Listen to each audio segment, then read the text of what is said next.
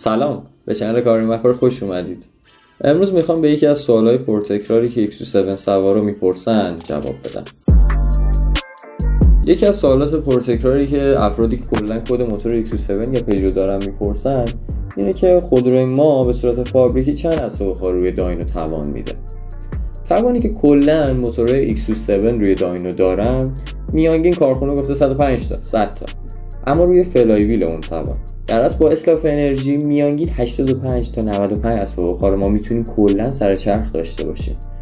داینو سر چرخ رو نشون میده، توانی که دقیقاً روی چرخ شما هستش و توان واقعی تری هستش به نسبت توانی که روی فلای ویل.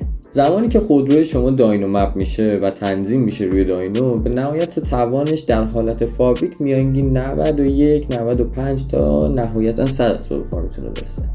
در صورتی که موتور شما کمپرسش کاملا اوکی باشه، شم‌وایراش سالم باشه، سوختی که توش سوخت خوبی باشه. حالا شما براتون سواله که چجوری میتونید بعد از اینکه خودروتون داینو میکنید توان بالاتری رو بگیرید. یکی از ویدیوهایی که من براتون گذاشتم کاملا توضیح دادم که دورچین EX7 چیه، چه لوازمی ان و چگونه استفاده میتونید بکنید، چه رنج قیمتی دارن و اینکه داینوشون حدودا چند اسباب خار به شما توان میده. حالا خیلی ساده بخوام جوابتون رو بدم اینه که با لوازم افتر مارکت که از دورچین EX7 شما بخواید شروع کنید مثبت 110 اسباب خار رو میتونید بگیرید، اما بستگی داره که چه کسی این لوازم رو ببنده، چه جوری ماشین رو آب بندی کنه و کمپرسور ماشین چقدر باشه.